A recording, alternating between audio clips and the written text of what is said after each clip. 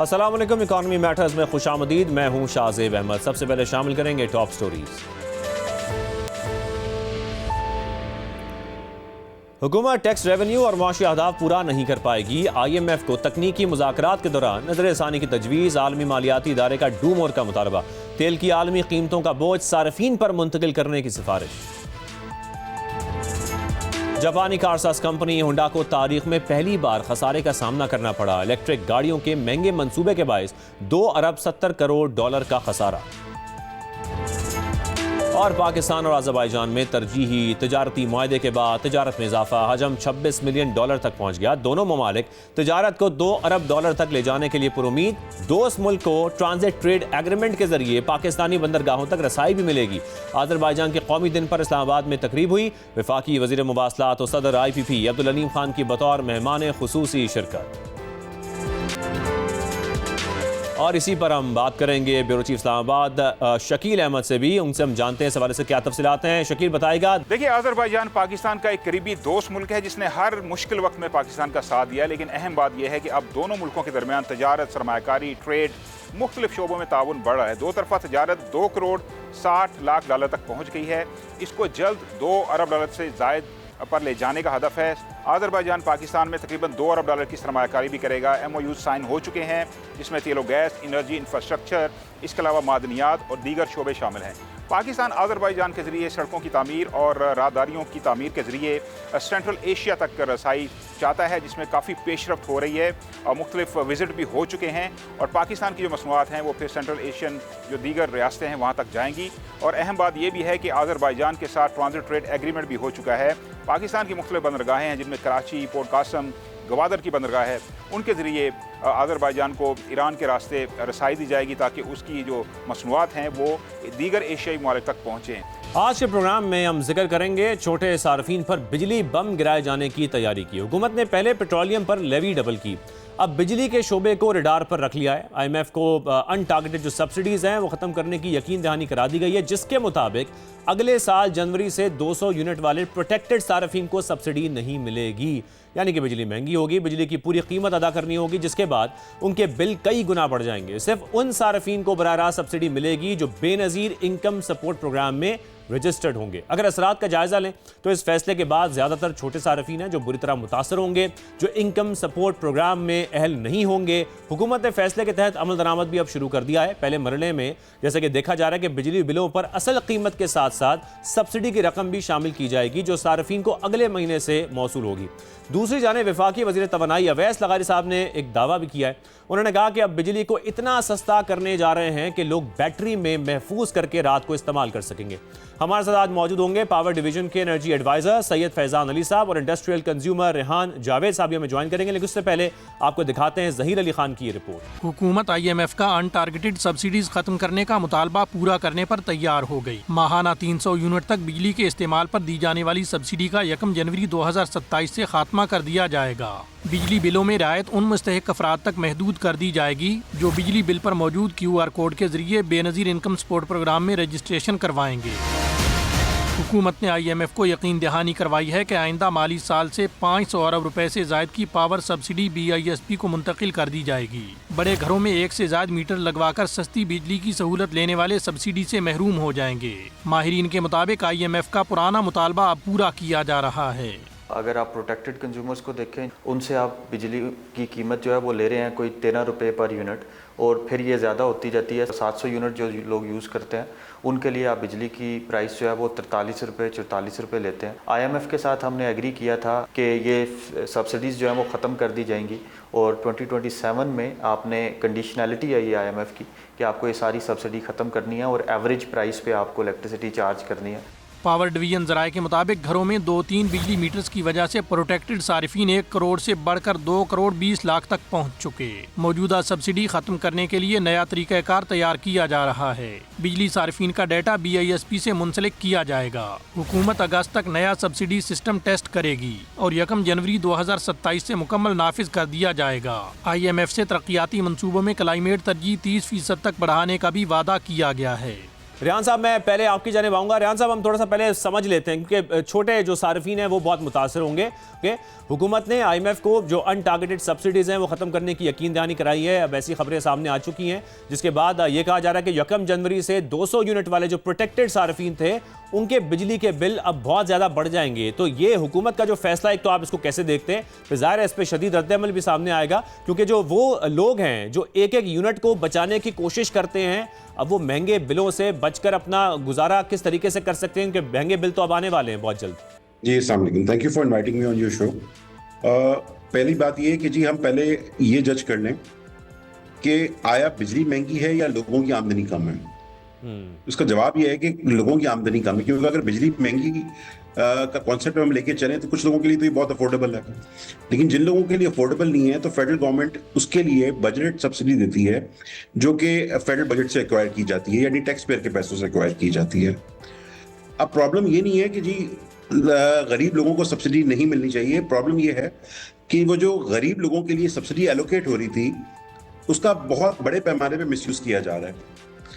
आपको मैं एक चंद नंबर देना चाहूंगा कि प्रोटेक्टेड सार्फिन यानी 200 यूनिट से कम इस्तेमाल करने वाले सार्फिन 2022 के अंदर 94 लाख सार्फिन ऐसे थे जो प्रोटेक्टेड कैटेगरी में आते थे, लेकिन 2026 के अंदर ये तादाद बढ़कर 2 करोड़ 15 लाख पर पहुंच चुकी हुई है।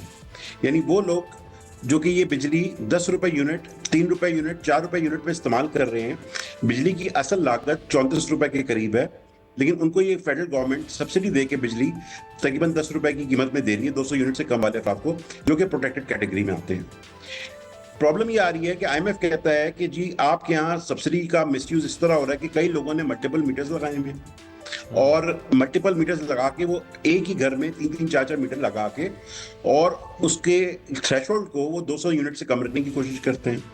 तो इसकी वजह से गवर्नमेंट पे सब्सिडी का बोझ बढ़ जाता है, क्योंकि ये जो नंबर डबल से भी ज्यादा बढ़ गया है, ये बहुत रिमार्केबल किस्म का नंबर है और एक्चुअल तादाद इतनी नहीं बढ़ी है, क्योंकि गरीब आदमी तक सब्सिडी पहुंचाने का तरीका या तो ये है कि आप बिल में दे दें या फिर ये कि आप डायरेक्टली BISP के थ्रू उनको दे दें। लेकिन ये सिस्टम की खराबी है या फिर इसमें सार्फिन का कसूर है? तो देखें, ये एक सिस्टम का मिसयूज है। फ्रैंकली स्पीकिंग ना हमने देखें हम इसमें हम तो जाहिर सी बात है गरीब आदमी को ही सपोर्ट करेंगे।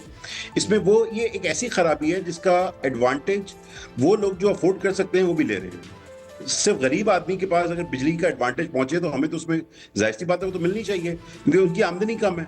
लेकिन वो लोग जो और दूसरी बात एक आपने और जिक्र किया कि हमारे यहाँ बिजली महंगी नहीं है, हमारे यहाँ लोगों की अफोर्डेबिलिटी नहीं है, लेकिन जब हम रीजन में देखते हैं तो आपको लगता है कि रीजन के मुकाबले में हमारी बिजली उनके बराबर है या उनसे सस्ती है? नहीं जी, रीजन के मुकाबले में तो हमारी बिजली बहुत महंगी है। मैं वो इस कॉन्टेक्स्ट में नहीं कह रहा था, मैं इस कॉन्टेक्स्ट में कह रहा था कि कुछ लोगों के लिए बिजली महंगी है, कुछ लोगों के लिए नहीं है।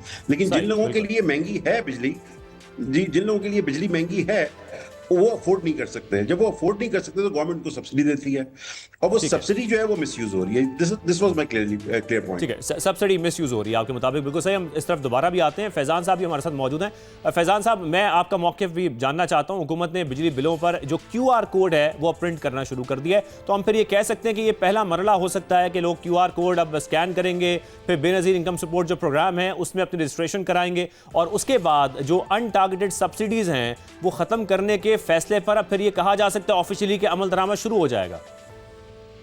जी बिल्कुल, आप ये कह सकते हैं, लेकिन इससे पहले मैं क्लैरिफिकेशन दूं। मैं आपके सामने कुछ हकाइक रखना चाहता हूं। हमारे कुल जो कंज्यूमर्स हैं वो 35 मिलियन कंज्यूमर है, ठीक है। अब उसमें से 21 मिलियन कंज्यूमर इस वक्त ऐसा है जो कि सब्सिडी ले रहा है, 21.5 मिलियन। ये आज से 2 साल पहले सिर्फ 9.5 मिलियन था। तो अब 2-3 सालों में ऐसा क्या हो गया कि जो 21 मिलियन कंज्यूमर ये सारे 200 यूनिट से कम वाली कैटेगरी में आ गया और अब 35 मिलियन कंज्यूमर में से 21 मिलियन कंज्यूमर आप पे सब्सिडी ले रहा है। सब्सिडी भी जो वो ले रहा है वो 512 अरब रुपए की सालाना सब्सिडी ले रहा है। तो ऐसा क्या 2-3 सालों में हुआ कि वो आपके आधे से ज्यादा जो कंज्यूमर है वो सब्सिडी ले रहा है। अच्छा, अब जो वो सब्सिडी ले रहा है 512 अरब रुपए की, इसमें से बहुत सारा जो पोर्शन है वो बाकी कंज्यूमर पे बोझ है। वो बाकी कंज्यूमर कौन है? वो मैं हूँ या आप है जो 3 फेज कंज्यूमर है, या वो फिर कमर्शियल कंज्यूमर है। इंडस्ट्रियल कंज्यूमर पे तो क्रॉस सब्सिडी 0 हो गई है, रेहान साहब इसमें बच गए हैं।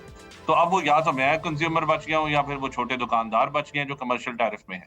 तो अब वजह ढूंढनी है कि भाई वो क्या वजह ऐसी हुई कि जो ये 2 सालों में अचानक एकदम 9.5 मिलियन से या 94 लाख या 95 लाख से ये 2 करोड़ 10 लाख पे कैसे ये कंज्यूमर पहुंच गए। अब उसकी 2-3 वजूहत हैं। एक तो रेहान साहब ने खुद बयान कर दी कि बहुत सारे लोगों ने मल्टीपल मीटर्स लगाए हुए हैं। एक बहुत इंपॉर्टेंट वजह ये भी है कि ये सारा जो कंज्यूमर है 200 यूनिट से कम वाला, ये तो है सिंगल फेज कंज्यूमर ने, जो कि 500-700 यूनिट पहले कंज्यूम अगर कर रहा था, उसने लगा दिया सोलर जब उसने लगा लिया तो उसकी कंजम्पशन होगी लेस। अब सोलर वो जो कंजम्पशन जो उसने सोलर सिस्टम लगाया, किसी ने 7 लाख का लगाया, किसी ने 10 लाख का लगाया, किसी ने 15 लाख का लगाया, किसी ने 20 लाख रुपए का लगाया, और उसका वो जो 700 यूनिट वाली कंजम्पशन वो आ गई उसकी 100 यूनिट या 200 यूनिट से कम कैटेगरी में, वो आ गया प्रोटेक्टेड कंज्यूमर की कैटेगरी। अब आप मुझे एथिकली या मॉरली बताएं कि क्या ऐसा कंज्यूमर जिसने 20 लाख रुपए का या 15 लाख रुपए का वो सोलर सिस्टम लगाया, क्या वो 16 रुपए के यूनिट के लिए अहल है?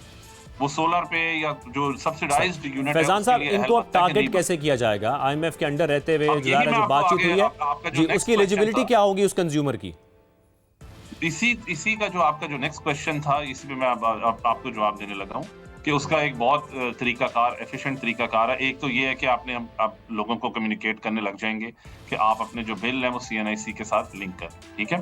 उसमें जब CNIC के साथ लिंक करेंगे तो already Benazir income support programme के through national socio economic registry एक कायम हुई हुई है, जिसमें एक PMT स्कोर होता है। वो PMT स्कोर वो बेसिकली ये आपकी जो पॉवर्टी का इंडेक्स है वो होता है। उसमें मेरा, आपका, हम सब लोगों का एक स्कोर आया होगा। जितना आपका स्कोर कम होता है दैट मीन्स कि आप उतना आपकी पॉवर्टी ज्यादा है या आप गरीब घराने से ताल्लुक रखते हैं। अच्छा, ये जो हमने जब सर्वे किया इसमें भी हमें पता लगा कि ऐसे कंज्यूमर भी हैं जिनका जो ये जो इंडेक्स है जो हाई है, जो जिनकी आमदनी बहुत ज्यादा है, उनमें भी ये प्रोटेक्टेड कंज्यूमर की कैटेगरी आ रही है। लेकिन अब मेन मसला जो चैलेंज जो आ रहा है वो ये आ रहा है उनकी आइडेंटिफिकेशन का। आइडेंटिफिकेशन ऐसे ही होगी कि जब वो आप उस पे ऑब्वियसली अब हम उस पे पुश करेंगे और जब आप रजिस्टर करेंगे तो वहां से आपके लिए बेनजीर इनकम सपोर्ट प्रोग्राम के थ्रू ये जो क्वांटाइल 5 क्वांटाइल में बेसिकली पूरे पाकिस्तान को 5 हिस्सों में तकसीम किया गया है। एक कंफ्यूजन अगर आप हमारी दूर कर दें फैजान साहब, एक तबका वो भी है जो BISP का हिस्सा तो नहीं है लेकिन है वो छोटा सार्फिन ही, उनके लिए फिर क्या होगा? उनकी तो सब्सिडी खत्म हो जाएगी और इस्तेमाल वो भी 200 यूनिट तक करते हैं। जी सर, उनके लिए भी मैकेनिज्म फिर देखिए, उनको भी इस कवायद और ज़वाबत के अंदर लेकर आना होगा ना। जब उनको ये पता लगेगा तो वो भी इसी कवायद और ज़वाबत के तहत अपना रजिस्ट्रेशन बेस में भी करवा सकते हैं, वो भी करा सकते हैं। उसी के तहत वो जब अपना CNIC नंबर जब अपने बिल के साथ लिंक करेंगे तो दे विल बी एलिजिबल। मैं आपके प्लेटफॉर्म से ये लोगों को बताना चाहता हूँ पावर डिवीजन के नुमाइंदे के तौर पे कि जो इसके लिए अहल हैं उनको बिल्कुल घबराने की कोई जरूरत नहीं है, ठीक है? वो जैसे ही अपना CNIC नंबर रजिस्टर कराएंगे उनके लिए एलिजिबिलिटी क्राइटेरिया डिफाइंड है और वो उनका एज इट इज चलता रहेगा।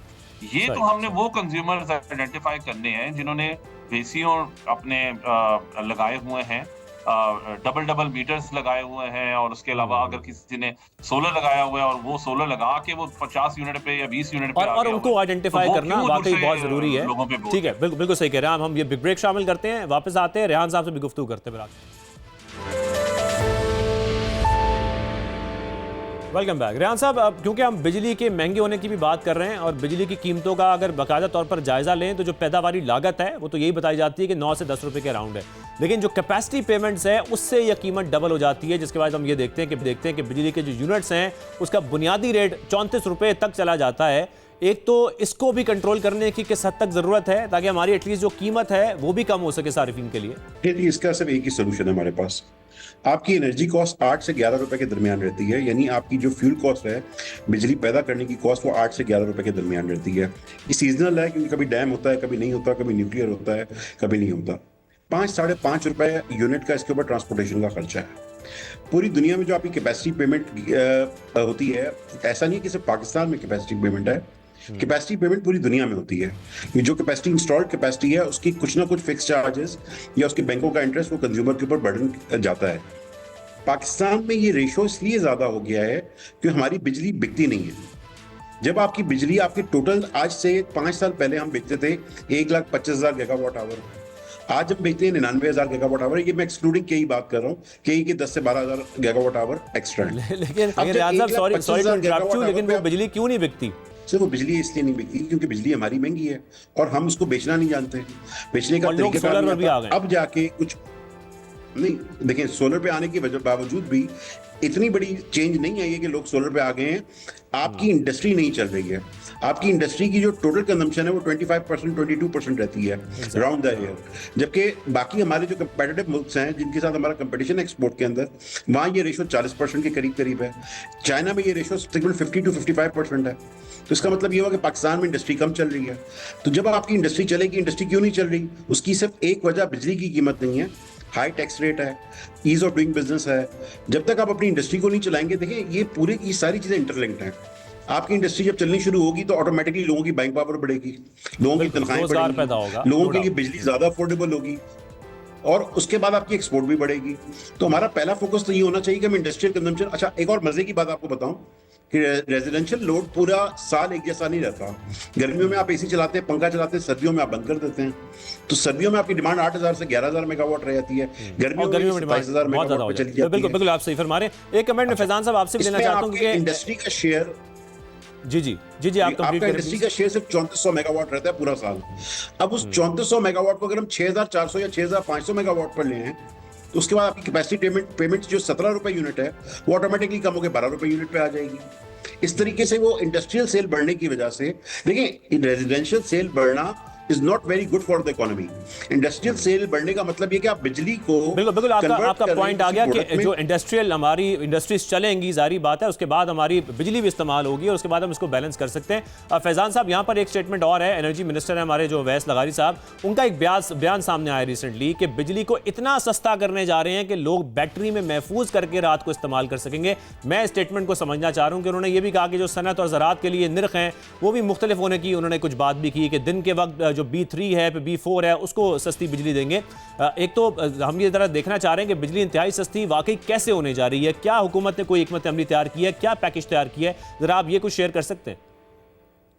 जी, मैं इस पे शेयर करता हूँ। थोड़ा सा मिसकोट कर रहे हैं मिनिस्टर साहब को। उन्होंने कहा, ये बिल्कुल बात दुरुस्त है, ये उन्होंने कहा है, बट उन्होंने ये कहा था कि जो हमारा जो अभी हम इंडस्ट्रियल के लिए एक पैकेज लेकर आना चाह रहे हैं जिसमें उनके फिक्स चार्जेस हम इंक्रीज करके और उनकी जो दिन की और जो मुख्तलिफ जो पूरे दिन की जो स्लैब्स हैं उनको 2-3 हिस्सों में डिवाइड कर देंगे, 3 हिस्सों में एक्चुअली डिवाइड कर देंगे। उसमें जो सोलर आवर्स हैं, क्योंकि उसमें जो हम जब कॉस्ट ऑफ एनर्जी है, जो हम प्रोडक्शन है, वो चूंकि कम हो जाती है, तो हम उनको बहुत कम रेट्स कर देंगे।